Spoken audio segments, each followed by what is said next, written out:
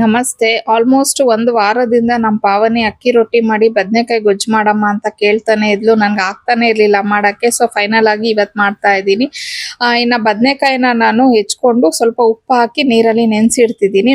ಅದಾದ್ಮೇಲೆ ಒಂದು ಪ್ಯಾನ್ಗೆ 1-2 ಸ್ಪೂನ್ ಅಷ್ಟು ಕಡಲೆ ಬೀಜನ ಹಾಕೊಂಡು ಸ್ವಲ್ಪ ಫ್ರೈ ಆದ್ಮೇಲೆ 1-2 ಸ್ಪೂನ್ ಅಷ್ಟು ಧನಿಯಾನ ಹಾಕ್ತಾ ಇದ್ದೀನಿ. ಇದು ಒಂಚೂರು ಫ್ರೈ ಆದ್ಮೇಲೆ ಚಕ್ಕೆ ಲವಂಗ ಹಾಕೊಬೇಕು.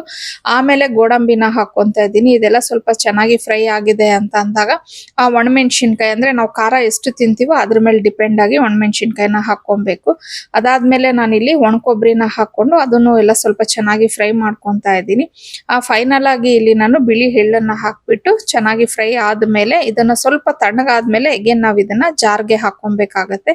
ಆ ಜಾರ್ಗೆ ಅದನ್ನೆಲ್ಲ ಹಾಕ್ಬಿಟ್ಟು ಸ್ವಲ್ಪ ಬೆಳ್ಳುಳ್ಳಿನ ಹಾಕೊಂಡು ಒಂಚೂರು ಅರಿಶಿನ ಪುಡಿ, ರುಚಿಗೆ ತಕ್ಕಷ್ಟು ಉಪ್ಪು, ಹಾಗೇನೆ ಧನಿಯಾ ಪುಡಿ ಇಷ್ಟನ್ನು ಹಾಕಿ ಚೆನ್ನಾಗಿ ಪೇಸ್ಟ್ ಮಾಡ್ಕೊಬೇಕು. ಅಂದ್ರೆ ಅದೇ ಪ್ಯಾನ್ಗೆ ನಾನಿಲ್ಲಿ ಎಣ್ಣೆ, ಸಾಸಿವೆ, ಕರಿಬೇವನ್ನ ಹಾಕೊಂಡು ಸಣ್ಣದಾಗಿ ಹೆಚ್ಚಿರುವಂತ ಈರುಳ್ಳಿನ ಹಾಕೊಂಡು ಸ್ವಲ್ಪ ಹೊತ್ತು ಫ್ರೈ ಮಾಡಿದ್ದೀನಿ. ಆಮೇಲೆ ಒಂದು ಟೊಮೊಟೊನ ಹಾಕ್ಬಿಟ್ಟು ಫ್ರೈ ಮಾಡ್ಕೊಬೇಕು.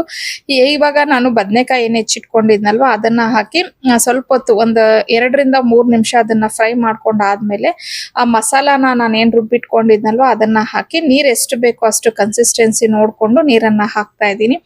ಸ್ವಲ್ಪ ಚೆನ್ನಾಗಿ ಇದನ್ನ ಬೇಯಿಸ್ಕೊಬೇಕಾಗತ್ತೆ. ಇವಾಗ ರುಚಿನ ನೋಡ್ಬೇಕು ಅಂದ್ರೆ ಉಪ್ಪು ನಾನು ಆವಾಗ್ಲೇ ರುಬ್ಬೋದಕ್ಕೆ ಹಾಕೊಂಡಿದ್ನಲ್ವಾ, ಸೊ ಕರೆಕ್ಟ್ ಆಗಿ ಇದೆಯಾ ಇಲ್ವಾ ಅಂತ ನೋಡ್ಕೊಂಡು ಕಡಿಮೆ ಇದ್ರೆ ಸ್ವಲ್ಪ ಉಪ್ಪನ್ನ ಹಾಕೊಂಡು ಮತ್ತೆ ಖಾರನು ಕಡಿಮೆ ಅನ್ಸಿದ್ರೆ ಒಂಚೂರು ಅಚ್ಕಾರದ ಪುಡಿನ ಹಾಕೊಬಹುದು ನಾವು. ಸೊ ಅದಾದ್ಮೇಲೆ ಫೈನಲ್ ಆಗಿ ಕೊತ್ತಂಬರಿ ಸೊಪ್ಪನ್ನ ಹಾಕಿದ್ರೆ ಬದನೆಕಾಯಿ ಗ್ರೇವಿ ಅನ್ನೋದು ರೆಡಿ ಆಗತ್ತೆ.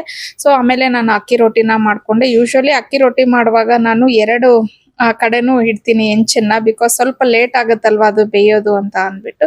ಸೊ ಇವತ್ತಿಗೆ ನನ್ನ ವ್ಲಾಗ್ ಮುಗೀತು. Thank you for watching.